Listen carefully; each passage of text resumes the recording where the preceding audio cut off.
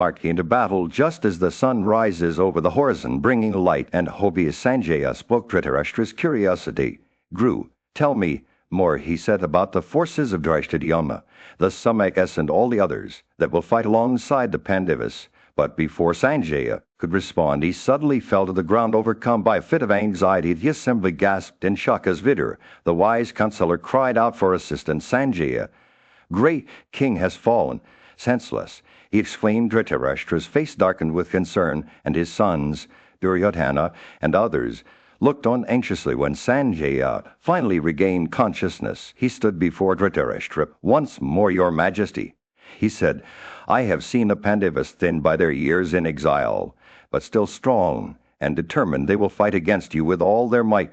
With Drishtadyumna at their side, they will be a formidable force." Sanjaya's words painted a vivid picture of the warriors who would soon clash on the battlefield. He spoke of Bhima, the mighty son of Kunti, who had brought kings under subjection with his unyielding strength; of Nakula, the handsome and unrivaled bowman who had vanquished the western world; and of Sahadeva, the youngest but most energetic of the Pandava brothers. Sanjaya continued to speak.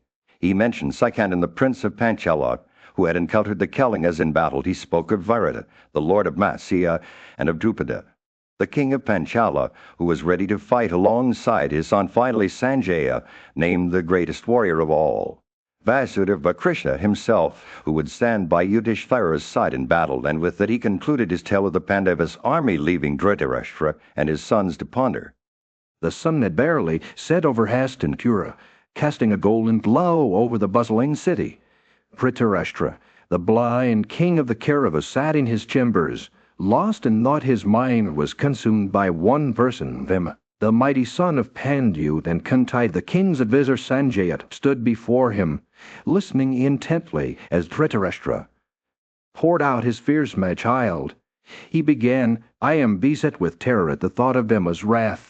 Like a tiger stalking its prey, he moves through our ranks, leaving destruction in his wake. His mess adorned with gold and steel is a formidable sight to behold. I fear for my sons Duryodhana and his brothers, who have always been at odds with the fierce warrior." Dhritarashtra's words were laced with anxiety as he recalled the countless times Bhima had bested his sons in battle, even as children. They were no match for his strength and ferocity, his sight, and now with the war looming on the horizon, I tremble at the thought of facing him. Sanjaya listened attentively, his expression a mask of neutrality. Dhritarashtra continued, his voice growing more agitated by the minute. "Bhima is like a force of nature, unstoppable and unyielding. His eyes burn with a fire's intensity, and his very presence seems to darken the air around him. I fear that even my best warriors will fall before him, like leaves blown away by a hurricane." A king's words were punctuated by deep sighs, as if he was struggling to contain his own despair. "I should have recognized his power long ago," he lamented, "but now it may be too late. My sons are foolishly eager for battle, blinded by their own arrogance and ignorance of Bhima's mightiness." The night wore on. Dhritarashtra's fears only grew more intense. He envisioned Bhima, mass in hand, cutting a swath through his army like a scythe through wheat. "What mortal can stand before him?" he cried out, his voice cracking with desperation. "Not even my best warriors, not Bhishma, nor Drona, nor Kripa, can withstand the fury of that mighty warrior." Sanjaya stood silent, a witness to the king's anguish. He knew that Dhritarashtra's words were but a reflection of his own deep-seated fears. The war was coming, and with it the inevitable clash between the Pandavas and the Kauravas, and at its center, like a stormy vortex, stood Bhima, a force to be reckoned with, a hero who would leave an indelible mark on the annals of history. The sun was setting over Hastinapura, casting a golden glow over the city's bustling streets. Dhritarashtra, the blind king, sat in his chambers, his face etched with worry and concern. He called for Sanjaya, his trusted advisor, to come before him. "Sanjaya," Dhritarashtra began, his voice laced with a hint of desperation, "I have been told that my enemies are gathering at Kurukshetra. The Pandavas, with their mighty warriors and skilled followers, are determined to vanquish us, and I fear for the worst." Sanjaya listened intently as Dhritarashtra spoke of his fears. He mentioned the prowess of Arjuna, Yudhishthira's bravery, and the deadly aim of Bhima, and then there is Satyaki Dhritarashtra, continued, who has learned the art of warfare from Arjuna himself. He will be a formidable opponent on the battlefield. Dhritarashtra's eyes clouded over as he spoke of his greatest fear, the wrath of Yudhishthira. He is handsome, intelligent, and blessed with great energy. Dhritarashtra said, his voice trembling slightly, all these are mighty warriors, and I fear that my own troops will be no match for them. As he spoke, Dhritarashtra's words became laced with sorrow and regret. He thought of the many battles they had fought against each other, and how Yudhishthira had always emerged victorious. I have behaved deceitfully towards him. Dhritarashtra said, his voice barely above a whisper. Sanjaya listened attentively as Dhritarashtra's words poured out like a river. He spoke of the impending doom that awaited them all if they were to engage in battle with the Pandavas. We will be destroyed, Sanjaya, he said, his eyes filled with tears. The whole Kuru dynasty will come to an end. Dhritarashtra's words hung in the air like a challenge. He asked Sanjaya if it was not better to seek peace with the Pandavas rather than risk everything on the battlefield. But as he looked into Sanjaya's eyes, he knew that his own mind was already made up. Yudhishthira will never be indifferent when he sees us distress. Dhritarashtra said, a hint of defiance creeping into his voice. He censures me only as the cause of this unjust war. And with that the blind king rose from his throne, his heart heavy with foreboding and regret the fate of Hastinapura. The Kuru dynasty and the entire kingdom hung precariously in the balance. Would Dhritarashtra's words be heeded, or would the forces of war prevail? Only time would. The sun had set over the kingdom of Hastinapura, casting a golden glow over the bustling streets. Sanjaya, the court sage, stood before King Dhritarashtra, his voice filled with a mix of concern and conviction. Your Majesty, Sanjaya began, you have spoken truthfully about the impending doom that awaits us in battle. The destruction of our Kshatriya warriors by Arjuna's Gandavat is all but certain. He paused, his eyes locked on the king's face. But what I do not understand, the great king, is how you, with your wisdom and knowledge of Arjuna's prowess, can still follow the counsel of your sons. Dhritarashtra's expression turned somber, and he leaned forward in his throne. Sanjaya continued, his words pouring out like a river. You have injured the Pandavas from the very beginning, your Majesty. You have committed sin after sin, and now is not the time to grieve. He paused again, his voice taking on a gentle tone. A father and friend should always seek the welfare of their children, but one who injures them cannot be called a father. As Sanjaya spoke, memories flooded Dhritarashtra's mind. He remembered the day he had laughed like a child at the news of the Pandavas' defeat in the game of dis, saying, this is acquired. He recalled how he had not intervened when his sons were taunting the Pandavas with harsh words, pleased only by their prospects of winning the entire kingdom. But Sanjaya's words cut deep into Dhritarashtra's heart. You could not see before you the inevitable fall. The sage said, the country of the Kurus, including Jangala, is your paternal kingdom, but it was the Pandavas who won it for you through their strength and bravery. He paused, his eyes sparkling with conviction. And when your sons were taken by the king of the Gandharvas, it was Arjuna who brought them back. As Sanjaya spoke, Dhritarashtra's mind wandered to the countless times he had laughed at the Pandavas' misfortunes, thinking that they would never be able to recover. But now, as the battle loomed before him, he saw the truth in Sanjaya's words. Arjuna was a force to be reckoned with. His Gandavat and Sudarsana, unmatched in their power, the Assyrians dray up at the touch of Arjuna's arrows. Sanjaya declared, Phavana is the greatest of all shooters, Gandava the greatest of all bows, Kesava the greatest of all beings, and Sudarsana the greatest of all weapons. He paused once more, his voice filled with a sense of foreboding. The car bearing the banner drawn. In the midst of war preparations, Duryodhana stood before his father, King Dhritarashtra, and tried to alleviate his concerns about the impending battle against the Pandavas. Fear not, O king, he said, nor should you grieve for us. We are quite able to vanquish the foe in battle. Duryodhana recounted how the Pandavas had been exiled to the woods, and were now facing a formidable army led by Krisha, with numerous other kings in their train. As Duryodhana spoke, he seemed confident that his side would emerge victorious.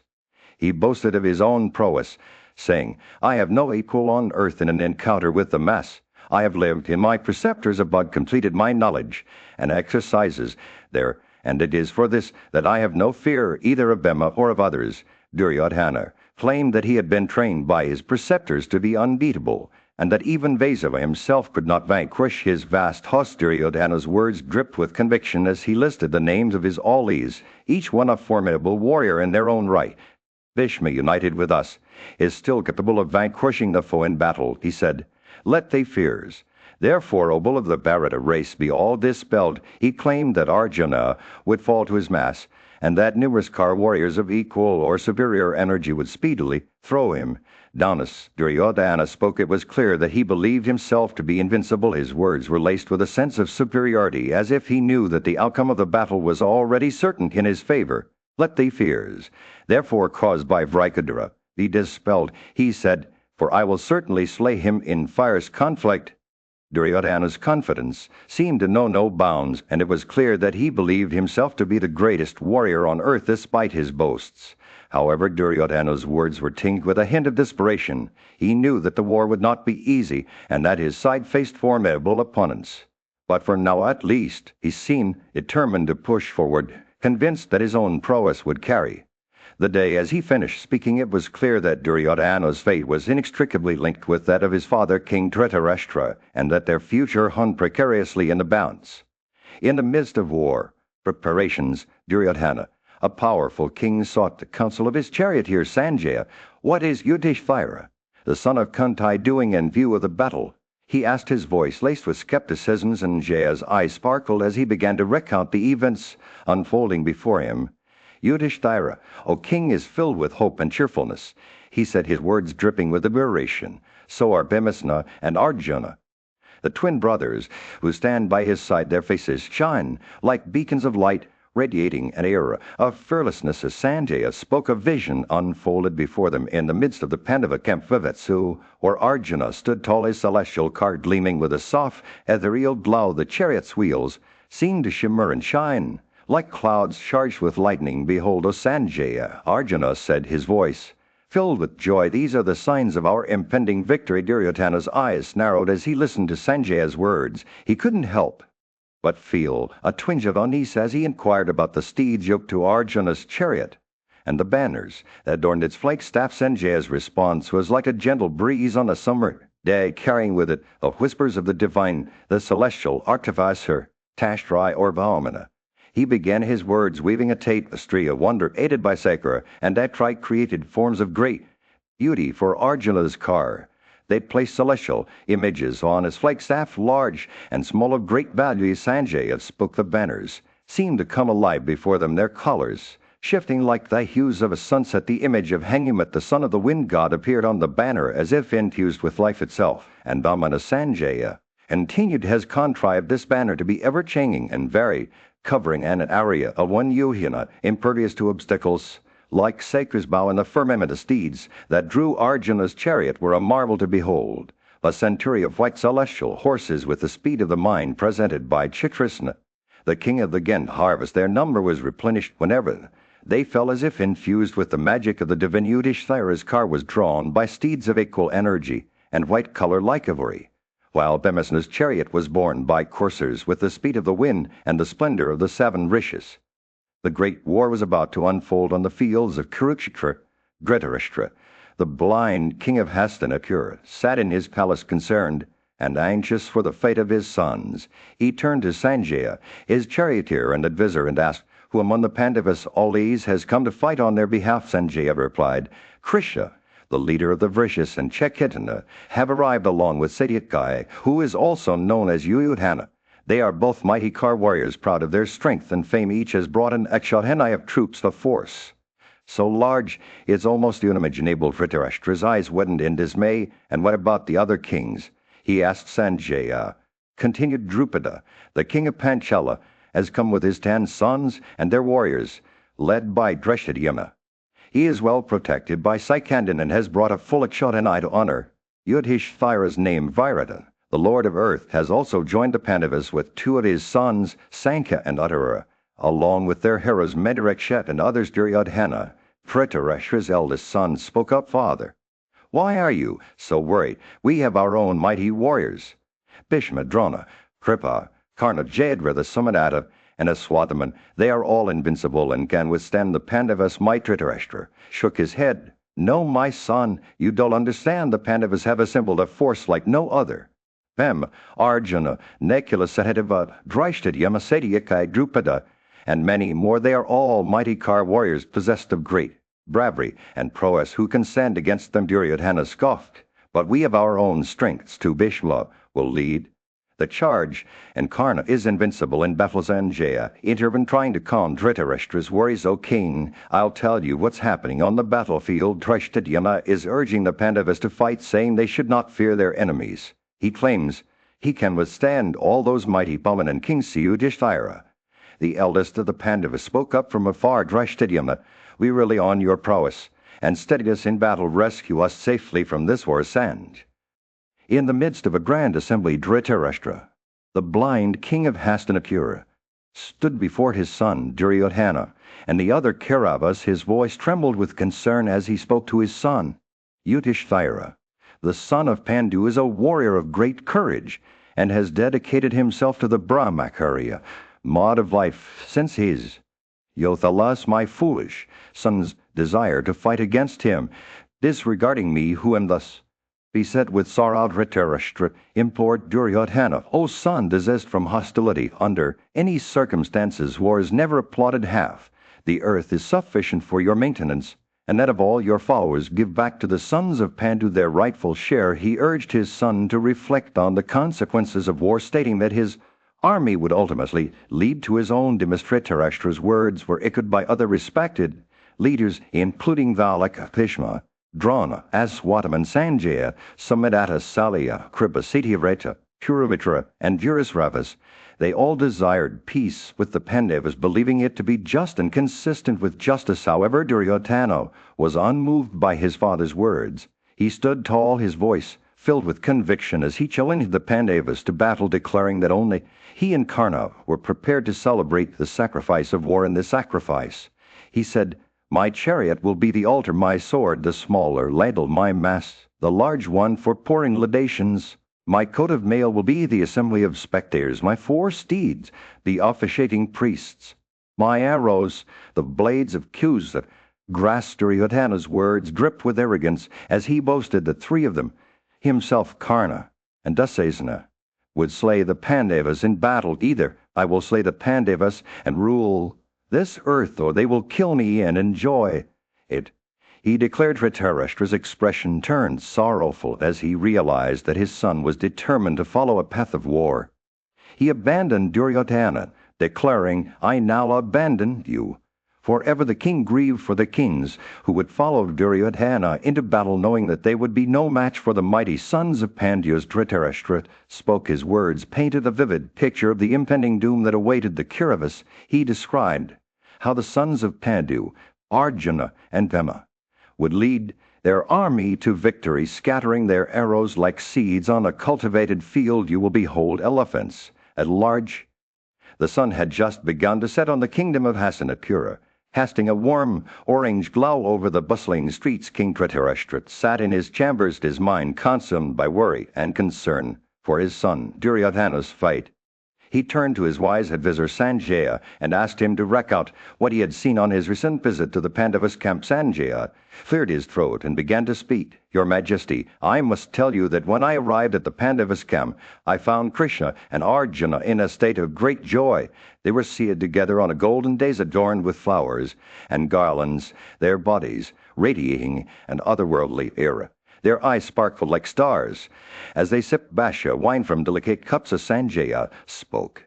He described the scene in vivid detail, painting a picture of Krishna's feet resting up on Arjuna's lap, while Arjuna's feet rested on the laps of Krishna and Satyavama. It was as if I had entered the realm of the gods. Sanjaya said, his voice filled with awe, but as he continued to speak, Sanjaya's tone shifted and a sense of foreboding crept into his words. Your Majesty, when Partha pointed out a golden footstool for me to sit upon, I noticed that Krishna's feet were adorned with auspicious marks, 2 longitudinal lines running from heel to toe like the trunks of sala trees. It was as if they were Indra and Vishnu themselves, seated together in all their glory. Dhritarashtra's eyes widened with alarm as Sanjaya recounted his encounter with the Pandavas. He listened intently as Krishna spoke words that were both sweet and heartrending. That debt accumulating with time hath not yet been paid off by me. Krishna said, his voice trembling with emotion. You have provoked hostilities with Savizichin, who wields the invincible Gandhava bow and has me as his help. But Sanjaya finished speaking. Dhritarashtra's face fell, and he knew that the fate of his son Duryodhana was sealed. Arjuna too spoke up, echoing Krishna's words, who can challenge Partha in battle unless their span of life is full? He who is capable of vanquishing me is indeed able to uphold the earth with 2 arms and consume all created things in anger. The king sat in stunned silence, his mind reeling from the weight of Sanjaya's words. The fight of the Kurus hung precariously in the balance as the great war between the Pandavas and Kauravas loomed on the horizon. In the royal court of Hastinapura, King Dhritarashtra sat in contemplation, his mind weighed down by a pressing concern. His trusted advisor Sanjaya had just delivered a candid assessment of the impending war between the Kauravas and the Pandavas. The king's eyes shone, for their wisdom gazed intensely as he pondered the merits and demerits of each side with calculated deliberation. Dhritarashtra meticulously counted the strengths and weaknesses of both armies. He sought to understand the divine forces at play, knowing that the outcome of this conflict would be shaped by more than just human prowess. As a father, his desire for victory was matched only by his concern for the well-being of his sons. Finally, after much deliberation, Dhritarashtra called upon his brother Duryodhana to share in his unease, this anxiety. He said, his voice laced with worry has consumed me day and night. I see it clearly like a specter looming over us all. He paused, collecting his thoughts before continuing, remembering the debt of gratitude we owe to Agni, who saved our kingdom from the Kandava forest fire. Dhritarashtra said, I believe that the god will aid Arjuna in this battle, and with parental love and devotion guiding them, Dharma and other celestial beings will come to the aid of the Pandavas. His words were laced with a sense of foreboding as he spoke. The king's eyes seemed to hold a deep sadness. He knew that his own forces, led by Bhishma, Drona, and Kripa, would soon face off against the united might of the Pandavas and their celestial allies. The celestials will be filled with wrath, he predicted, like the thunderbolt in its fury. The thought sent a shiver down his spine. Dhritarashtra's gaze then turned to Arjuna, the son of Pritha, whose prowess was renowned throughout the land. He described the young warrior's incredible feat, his ability to shoot 500 arrows at once unseen by others, his unmatched strength rivaling that of Kartavirya, and his divine bow Gandhava, which seemed almost otherworldly. As he spoke, a sense of inevitability settled over the king. He foresaw a terrible destruction awaiting the Kauravas if peace was not achieved with a heavy heart. Dhritarashtra declared his preference for peace with the Pandavas rather than war. I deemed the Pandavas mightier than the Kauravas, he said, his words tinged with sorrow and resignation. In that moment, the weight of his anxiety became palpable. The king's eyes went shining with wisdom, now seen dull with worry. He knew that a great calamity was brewing, one that would shake the sun was setting over Hastinapura, casting a golden glow over the bustling streets. Vaisnampana stood before King Dhritarashtra, recounting the words of his son Duryodhana. The young prince's face was ablaze with passion as he spoke of his envy towards the Pandavas. Father, you think them invincible because they have the gods on their side, Duryodhana said, his voice trembling with rage. But let me tell you, I will vanquish them. The gods attain their divinity, not through desire or covetousness, but by renouncing worldly attachments. They do not engage in work for personal gain or to satisfy their whims. Vaisnampana paused, letting the weight of Duryodhana's words sink in. Formerly wise sages like Vesa and Narada, as well as Rama, son of Jamadagni, have told us this truth. He continued, the gods do not act out of desire or wrath, nor do they covet worldly possessions. If Agni, Dharma, Indra, or the Aswins had ever acted thus, the Pandavas would never have fallen into distress. Dhritarashtra's eyes narrowed as he listened to his son's impassioned speech. But what of your own abilities, Duryodhana? He asked, a hint of skepticism in his voice. Duryodhana's face lit up with confidence. Father, I am not like the gods, he said. I do not rely on divine intervention or fate to achieve my goals. I have the power to control the very fabric of reality itself with my incantations. I can reunite the earth and the mountains calm even the most ferocious storms and solidify the waters, so that chariots and infantry can march across them. As he spoke, Duryodhana's words seemed to take on a life of their own, filling the air with an air of power. I am the one who sets in motion the affairs of both gods and Azures. He continued, my dominions are a sanctuary, where creatures are safe from harm, and the skies pour forth showers of rain at my command. Vaisempena watched as Duryodhana's words, with the spell of conviction around his father Dhritarashtra's expression, had changed. His eyes, now shining with a newfound faith in his son Dhritarashtra, turned to Vaisempena, his voice filled with determination. Tell me, Sanjaya, he said, what are the Pandavas planning? Will they indeed be vanquished by my sons? Might Vaisempena nodded, a small smile playing on his lips. I will tell you, O king, he said, but first let us hear what. In the midst of the Kurukshetra war, a pivotal moment unfolded as Karna, the son of Adirath, stood before Dhritarashtra ready to face Arjuna. But before this confrontation could begin, Karna spoke up, his voice filled with conviction and a sense of duty. Great King Karna said, I know that I obtained the Brahmastra from Rama under false pretenses. He had told me that when my hour came, I would forget how to wield it. But despite this great offense, Rama's curse was light, and I have since appeased him with my bravery and devotion. The Brahmastra remains mine, and I am still in possession of its power. Karna's words were met with a mixture of awe and concern by the assembled Kuras. Led by Bhishma, the wise elder approached Karna. His eyes narrowed in scrutiny. What say you, O Karna?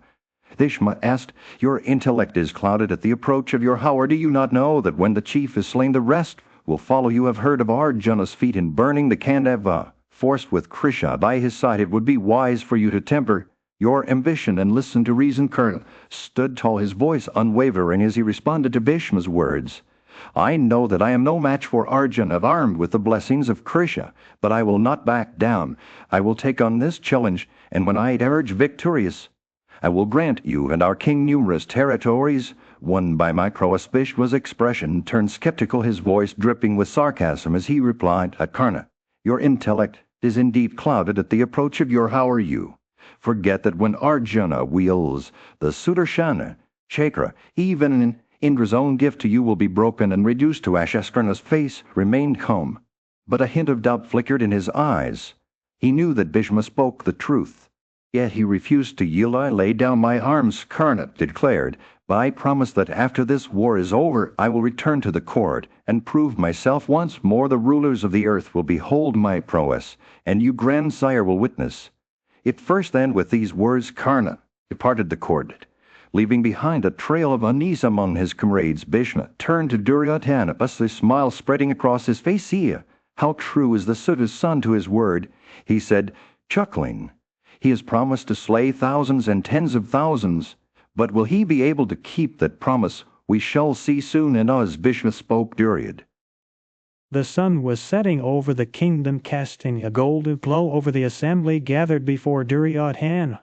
The prince's words dripped with confidence as he addressed his grandsire. Dhritarashtra, sons of Pritha, are no different from us, Duryodhana declared. They are born of mortal flesh just like us. What makes you think they will emerge victorious? We are equals in strength, skill, and knowledge of the scriptures. Our warriors are as swift with their bows as the gods themselves. Why should we fear these 5 sons of Pandu? Duryodhana's words were laced with a sense of superiority, his voice rising with each statement. He was convinced that he and his allies would triumph over the Pandavas. Karna, my brother Dusasana, and I will vanquish them in battle, he boasted. Then we shall perform grand sacrifices to appease the Brahmana, assuring them with gifts of cattle, horses, and wealth. Vidura, wise and gentle as ever, listened attentively to Duryodhana's declarations. His eyes seemed to hold a deep understanding, as if he beheld the prince's inner turmoil. Self-restraint is the key to success, Vidura began, his voice calm and measured. For a Brahmana, it is not only a virtue, but a duty. By following self-restraint, one can cultivate charity, asceticism, knowledge, and study of the Vedas. Vidura's words wove a tapestry of wisdom painting a picture of the ideal life. Self-restraint enhances energy and is an attribute most holy. He said, it frees us from sin and increases our vitality. By embracing self-restraint, one can even attain Brahma. His voice took on a note of reverence. As he spoke of the sacred vows, Vidura spoke. His words seemed to take root in the minds of those gathered around him. They listened intently, their faces reflecting a mixture of curiosity and awe, for in that moment they saw the truth of self-restraint. It was not just a virtue, but a path to enlightenment. Vidura continued, his voice flowing like a river. A person who practices self-restraint is marked by forgiveness, firmness of mind, and abstinence from injury. He regards all things equally, speaks the truth, and is simple in his ways. His senses are under control, and he is patient, gentle, and modest. As the prince's words faded into the background, Vidura's message took center stage. It was a call to live a life of self-restraint, to cultivate virtues that would bring peace and contentment. He who practices self-restraint casts off arrogance, pride, wrath, sleep, boastfulness, and sorrow. Vidura declared as the assembly dispersed. The words of Vidura lingered in a distant land. The faller had set his net on the ground to catch birds. To his surprise, two birds that lived together became entangled in the same snare as they struggled to free themselves. The birds took to the skies, soaring high above the earth. The faller, undeterred by their escape, followed them relentlessly, hoping to recapture his prey. As he pursued the birds, a wise ascetic living in a nearby hermitage watched with interest. Having finished his morning prayers, the ascetic saw the faller's determination and was reminded of the transience of life. He approached the faller and spoke to him in a gentle tone. O faller, it is strange that you who walk on the earth pursue creatures that inhabit the air, but I see that you are driven by desire. A faller, his eyes fixed on the birds, replied, these two have taken my snare with them, but when they quarrel, they will fall into my trap. The ascetic listened to the faller's words and nodded thoughtfully. Vidura continued the story, saying, just as those birds fell prey to their own foolishness, so too do kinsmen who quarrel over wealth. They become easy targets for their enemies. Just like the birds that were caught in the net. He paused, reflecting on the lessons of the past as he spoke. Vidura's thoughts turned to a mountain named Ganamandana, where a group of hunters and Brahmanas had once ventured together. The mountain was a heaven for mystical beings, and its slopes were adorned with trees and medicinal herbs that glowed like emeralds in the sunlight. In a cave on the mountain's precipice, a jar of golden honey sat guarded by snakes whose venom could be deadly to mortals. The hunters, unaware of the danger, had desired the honey for themselves, but their greed proved to be their downfall. They were consumed by the very poison they sought to avoid. Vidura saw parallels between this story and the actions of Duryodhana, who coveted the entire earth without realizing the perils that lay ahead. Your son desires an encounter with Arjuna, Vidura said, addressing Dhritarashtra, but I see no strength or prowess in him to overcome. The great warrior Arjuna has conquered the world single-handedly and has bested even the greatest warriors of our time. Vidura's words were a cautionary tale, reminding Dhritarashtra that his son's actions would have far-reaching consequences. As he finished speaking, Vidura offered a final warning. O Dhritarashtra, take Yudhishthira on your lap and consider his words. In the end, it is not the strength of arms, but the will of the gods that determines victory or defeat. With these words, Vidura's story came to an end. In the grand halls of Hastinapur, Dhritarashtra, the blind king, sat in deep contemplation. His thoughts were consumed by his dear son, Duryodhana, who had been pursuing a path that would lead him down a treacherous road. With a heavy heart, Dhritarashtra called upon Duryodhana to heed his words. Consider, my son, he began, the path you have chosen is fraught with danger. You seek to rob the Pandavas of their rightful place in the kingdom, but do you not see that they are like the five elements themselves, essential for the very fabric of our universe? Their virtues are as the five elements: earth, water, fire, air, and ether, upholding all mobile and immobile things. Without the sacrifice of your own life, you will never be able to vanquish Yudhishthira, the son of Kantai, who shines brighter than any other virtuous person in this world. Duryodhana's stubbornness was like a tree defying the mighty. Tempest, he chafed at Demisna, who stood as strong as him himself in battle. What man would dare to challenge Arjuna? The wielder of Gendava, who shone brighter than any other warrior, Drishtadyumna. The prince of Panchala was a force to be reckoned with, his arrows flying like thunderbolts from the heavens, and Satyaki, that honored warrior among the Andakas, and Vrishis stood steadfast in his loyalty to the Pandavas. But it was not just these warriors who made Duryodhana's task insurmountable. Krisha, the lotus-eyed one, surpassed even the three worlds in power and energy. His very presence seemed to weigh down the scales against any opponent, including Ananjaya. His own nephew Vasudeva, upon whom Arjuna relied, was a force of nature, unstoppable and unyielding. Dhritarashtra's words dripped with sorrow as he urged his son to listen to the counsel of those who wished him well. Bhishma, that great warrior, stood like a beacon of wisdom, guiding Duryodhana towards righteousness, and what of Drona, Kripa, Vikarna, and King Valaka? They too were steadfast in their loyalty to the Kauravas, just as Dhritarashtra was. But it was not just words that spoke of the Pandavas' prowess. The memory of the battle at Virata still lingered, where Duryodhana's own troops had been routed before his very eyes. And what of Arjuna, who had single-handedly achieved the impossible? What would the Pandavas accomplish? When united together, Dhritarashtra's words hung in the air like a plea from a loving. In the midst of a pivotal moment in his story, Vaisampayana stood before Dhritarashtra and asked Sanjaya to recount the events that had unfolded on the battlefield. The wise king's curiosity was piqued, and he requested that Sanjaya share with him the words spoken by Arjuna. After Vasudeva's speech, Sanjaya began his tale, saying that after hearing Vasudeva's words, Arjuna had taken the opportunity to express his sentiments to the great warrior, our grandsire Dhritarashtra, and Drona, Kripa, and Karna. He said, listing the names of the assembled kings who had gathered to fight on behalf of the Kauravas, "They are all standing at the threshold of death. Sanjaya, Arjuna," continued Dhritarashtra's son, "has brought them together for a great sacrifice, one that will be a libation to the Pandava." Arjuna instructed Sanjaya to inquire after the welfare of each king, paying due respect to their stations. He also bade him to convey a message to Sayadhana. "Tell him that I have spoken these words, and that he should listen carefully along with his counselors." The wise warrior's tone was one of gravity and warning. With this preface, Arjuna spoke directly to Sanjaya, his eyes red rimmed from the intensity of the moment, locked onto Vasudeva as he began to speak. "You have already heard Vasudeva's measured words," he said. "Now tell the assembled kings that these are also my words." He paused, his voice taking on a sense of urgency. "Tell them that if they do not give up their claim to the kingdom and return it to Yudhishthira, I will unleash my arrows upon them. With cavalry, infantry, and elephants, they will be sent to the inauspicious realms of departed spirits." As Sanjaya finished recounting Arjuna's words, he bowed deeply to Dhritarashtra, his eyes filled with a sense of reverence for the gravity of the situation. "I have come quickly from Dhananjaya and Harai," he said, his voice trembling slightly.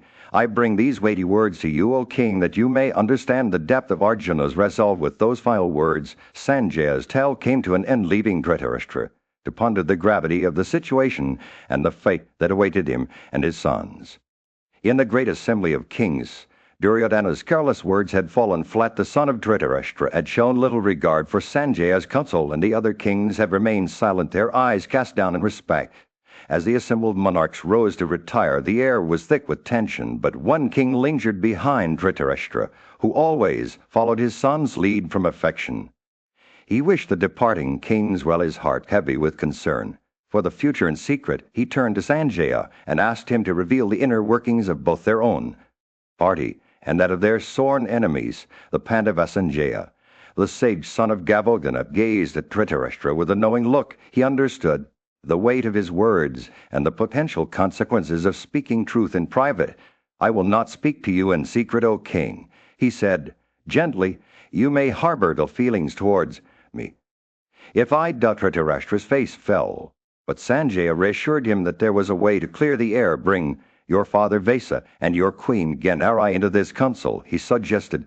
"They will understand my intentions and remove any doubts you may have about me." Dhritarashtra nodded, and vigor, his trusted advisor, ushered in the wise sage, and his queen and Harai with her piercing gaze entered the court alongside Vesa, whose eyes shone like stars in the night sky. Sanjaya's son had spoken of their wisdom and keen perception, and now they sat ready to guide Dhritarashtra towards truth. The king looked at them with a mixture of hope and trepidation. Vyasa spoke up first, his voice dripping with ancient knowledge. Say, O Sanjaya, tell the inquiring Dhritarashtra everything he wishes to know about Vasudeva and Arjuna. Sanjaya nodded, and in that moment all eyes were upon him as he began to reveal the secrets of the Pandavas. Inner circulating air was heavy with anticipation as Sanjaya's words poured out like a river. He spoke of the plans and strategies of both parties, revealing the strengths and weaknesses of each side. Dhritarashtra listened intently, his face a mask of concern and curiosity. And when Sanjaya finished speaking, the core fell silent once more, the weight of his words hanging in the air like a challenge to fate itself. In that moment it seemed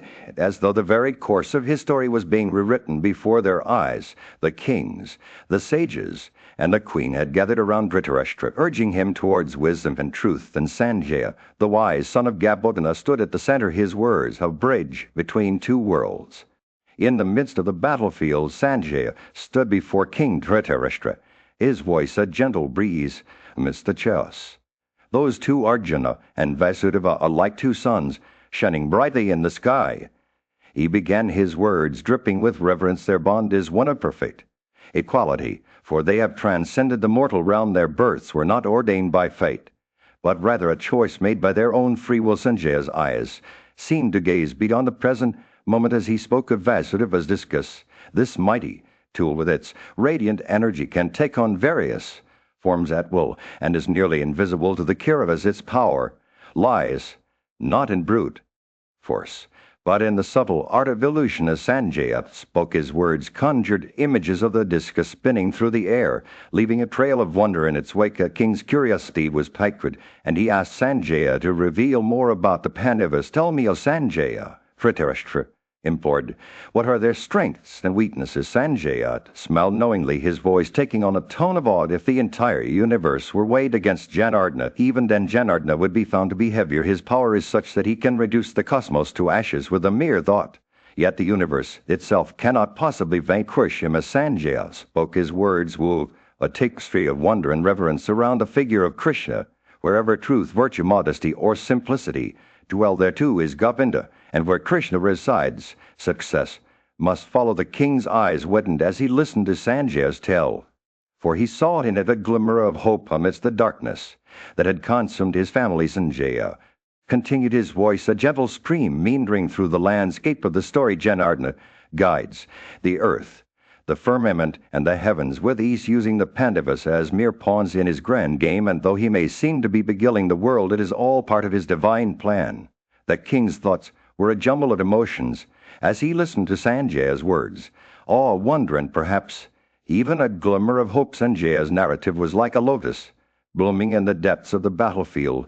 Kesava, the lord of time, death, and the universe itself, moves unseen, his power coursing through every molecule. The king felt as though he were witnessing a celestial dance with Sanjaya. As the master choreographer, as the storyteller's words came to an end, the king sat in silence, his mind reeling with the implications of what he had heard. The sun had just begun to set on Hastinapura, casting a warm orange glow over the kingdom. Dhritarashtra, the blind king, sat in his chambers, surrounded by the whispers of his advisors. His mind was troubled, weighed down by the impending war with the Pandavas. He turned to Sanjaya, his trusted advisor and friend, seeking guidance. How have you come to know Mahabharata as the supreme lord of the universe? Dhritarashtra asked, his voice laced with curiosity. And why am I unable to see him in such a light? Sanjaya's eyes closed in contemplation before he began to speak. Your Majesty, it is because you lack knowledge, shrouded as you are by ignorance, he said gently. Only through the power of knowledge can one see Kesava, the slayer of Madhu, for what he truly is, the union of the gross, the supple, and the cause, the creator of all. Yet in create himself, Dhritarashtra's brow furrowed in confusion. What is this faith that you hold, Sanjaya? How can I come to see Kesava as you do? Sanjaya's eyes sparkled with conviction. I have abandoned worldly desires in the pursuit of useless virtues, he said, through my study of the scriptures. I have come to know Janardna, and it is this knowledge that has freed me from ignorance. Dhritarashtra's thoughts turned to his own son, Duryodhana, who was known for his stubborn refusal to listen to reason. The king's voice grew urgent as he spoke. Sanjaya, you are a trusted friend. I implore you, seek the protection of Janardna Prisheksa.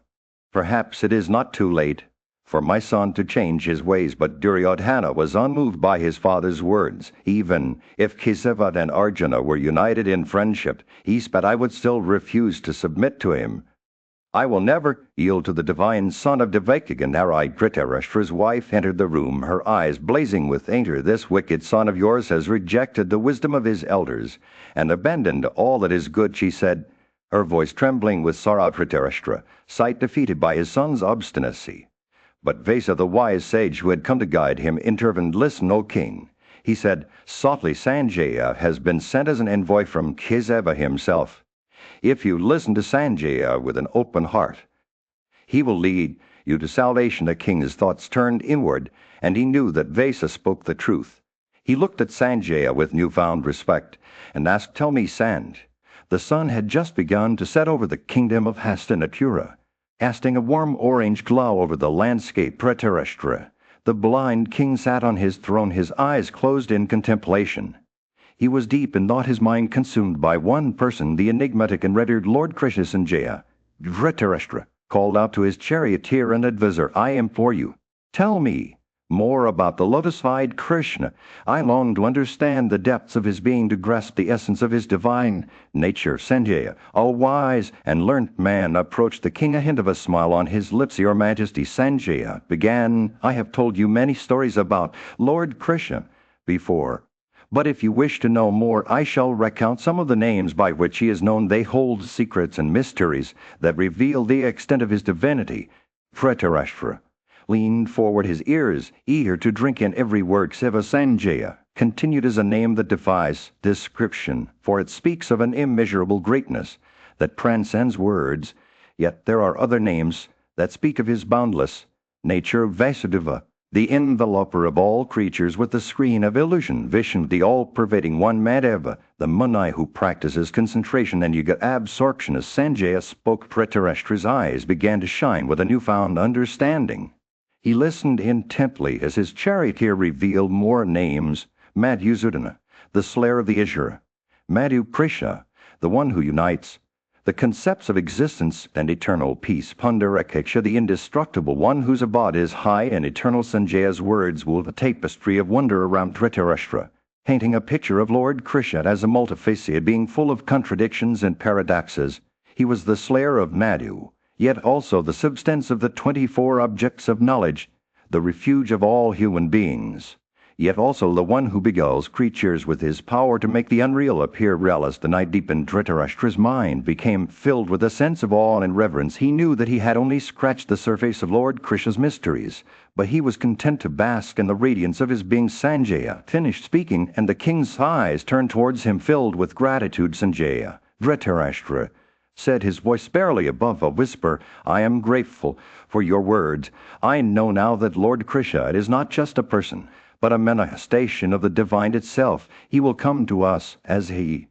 The sun had set over Hastinapura, casting a warm orange glow over the palace. Dhritarashtra, the blind king, sat on his throne, lost in thought. His advisor Sanjaya stood before him, awaiting his master's words.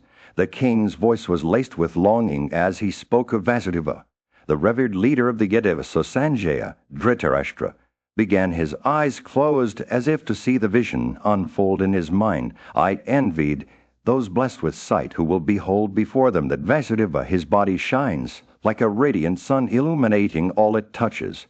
I yearn to hear him speak words of wisdom and kindness, listened to with reverence by our people. The Bharatas, as he spoke, Dhritarashtra's imagination transported him to a saying where Vasudeva stood before his enemies, his voice carrying on the wind. His words will be faultless, acceptable to those who seek prosperity, yet unacceptable to those doomed to death. The king continued, his voice filled with awe. Dhritarashtra pictured Vasudeva as the unyielding leader of the Yadavas, a herald unmatched in bravery and strength. He was the bull among his people, feared by their foes and revered by all who knew him. The king's mind wandered to the battlefield, where Vasudeva would vanquish all who dared oppose him as he spoke. Sanjaya listened intently, aware of the depth of Dhritarashtra's devotion to Vasudeva. He was not just a leader, he was a revered figure, a sage, and a warrior. The king's admiration for Vasudeva knew no bounds, as he described him as the destroyer of creatures and the refuge of the universe. Dhritarashtra's words painted a vivid picture of Vasudeva's greatness, and Sanjaya couldn't help but feel a sense of reverence himself. He listened as his master continued to speak of Vasudeva's many names. Arisha, the bird with beautiful wings, the creator and destroyer of all things, the ancient one without beginning, middle, or end. As the king finished speaking, Sanjaya bowed his head in respect, aware that he had witnessed a rare display of devotion from his master. Dhritarashtra's words spoke not only of Vasudeva, but also of his own longing for connection with the revered leader. In this moment, the blind king's heart was filled with a deep sense of reverence and admiration for Vasudeva, the one who inspired such awe in him. As the silence between them grew, Sanjaya rose from his bound, knowing that he had been entrusted to carry his master's words to Vasudeva. The thought of conveying Dhritarashtra's devotion to the revered leader filled him with a sense of responsibility and purpose. In the midst of turmoil, Janamjaya's curiosity was piqued as he sought to understand the events that unfolded after Sanjaya's departure from the Pandava camp. He turned to Vaisampayana, a revered Brahmana, and asked him to recount the tale. Vaisampayana began his narrative by describing the conversation between Yudhishthira, the just king, and Krisha, the divine prince of the Dasaratha clan. As they stood together, Yudhishthira implored Krisha to protect them from the impending danger that loomed over them all. Though devoted to friends, Yudhishthira said, "The time has come for friends to demonstrate their loyalty. I do not see any other person who can save us in this hour of need. Besides, you relying on your protection, O Madhava, we have fearlessly demanded our rightful share from Duryodhana, who is consumed by pride and arrogance." Krisha, the slayer of Madhu, replied with his characteristic calmness, "Here I am, mighty armed one. Tell me what you desire to say, for I will accomplish whatever you wish." Yudhishthira then recounted the events that transpired after Sanjaya's departure. He explained how Dhritarashtra, their uncle, had sent Sanjaya as an envoy, and how Sanjaya's words reflected Dhritarashtra's true intention. "Sanjaya is like a second self to our uncle," Yudhishthira said. "He spoke out of loyalty and duty. But alas, our uncle is blinded by his love for his son, Duryodhana, and the counsel of wicked men. He refuses to honor his pledge and return our kingdom." As Yudhishthira poured out his heart, Krisha listened attentively, his eyes filled with compassion. The king's words painted a vivid picture of their struggles, their longing for prosperity, and their desire to live in peace. Krisha nodded sympathetically as Yudhishthira spoke of the 5 villages they had requested: Avashthala, Vrikasala, Mikanavaranava, and any other town that would serve as a 5th. They had asked for these villages not to conquer or dominate, but to live in harmony with their kinsman Duryodhana, however, refused even this modest request regarding the lordship of the world that is his birthright. Yudhishthira's words dripped with sorrow as he described the consequences of poverty, the loss of virtue, shame, and ultimately prosperity. A person who is poor from birth may not be distressed, Yudhishthira said, but one who has known great prosperity and then loses is consumed by anguish. He blames the gods, his own self, and even those who, the wise and just king Yudhishthira, sat in contemplation, his heart heavy with the weight of his brother's treachery. The Holy One approached him, saying, "I have heard Sanjaya's words, and now I have heard thine. Your heart inclines towards righteousness, whereas their inclination is towards enmity." The Holy One revealed that he knew all about Duryodhana's intentions, as well as Yudhishthira's onus. The Holy One spoke his words, pierced Yudhishthira like a sharp arrow. A long life brahmacharya is not the duty of a kshatriya. The Holy One said, gently, indeed, men of all 4 orders have said that a kshatriya should never subsist on alms. Victory or death in battle has been eternally ordained by the Creator. Even that is the duty of a kshatriya. Yudhishthira's eyes widened as he listened to the Holy One's words, for he knew that his brothers and their allies were planning to defeat him. The Holy One continued, courtesy is not applauded in a kshatriya Subsistence ho Yudhishthira is not possible by courteous. He looked at Yudhishthira with piercing eyes, and said, Display the prowess, and vanquish chastisers of foes, the enemies. The Holy One's words were like a call to battle, and Yudhishthira felt his heart stir within him as the Holy One spoke on. He revealed that Duryodhana had become powerful through affection and friendship with many kings. Therefore, O king, the Holy One said, There is no hope of making his peace with thee. He told Yudhishthira about the cruel words spoken by Duryodhana against him and his brothers, how he had boasted of their defeat in the assembly of kings. Yudhishthira's face darkened as he remembered those fateful days. The Holy One continued, The sons of Dhritarashtra will not make peace with thee, neither from compassion, nor from mildness, nor from a sense of righteousness. He revealed that Duryodhana had no shame, even when censured by all the kings of the earth. The Holy One's words were like a clarion call to battle. Slay him. He said, Therefore, O killer of foes, and hesitate not in the least. Yudhishthira felt his heart rise with determination as he listened to the Holy One's words. He knew that he had no choice but to fight for what was rightfully his. As the Holy One finished speaking, he revealed that he would go to the Kuruks and strive to make peace without sacrificing Yudhishthira's interests, marking there. In the midst of turmoil, Bhima stood before Krishna, his voice filled with urgency. Speak, O slayer of Madhu, he implored in words that will bring peace to our enemies. The Kuruks, do not threaten them with war, for Duryodhana's wrath is a raging fire that consumes all in its path. Bhima's eyes burned with concern as he described his cousin's nature. Duryodhana is born of sin, his heart as black as coal. He is intoxicated by the pride of prosperity and hostile to our family, always censuring us with cruel words. His wrath is not easily appeased, and he is deaf to reason. Peace with such a one is like trying to calm a tempest. It seems impossible. As Bhima spoke, his voice grew more somber. We once lived in harmony with the Kuruks, our days filled with joy and lyre. But Duryodhana's anger has brought us to the brink of destruction, like forests consumed by fire. At the end of autumn, 18 kings before him had annihilated their kin, friends, and relatives.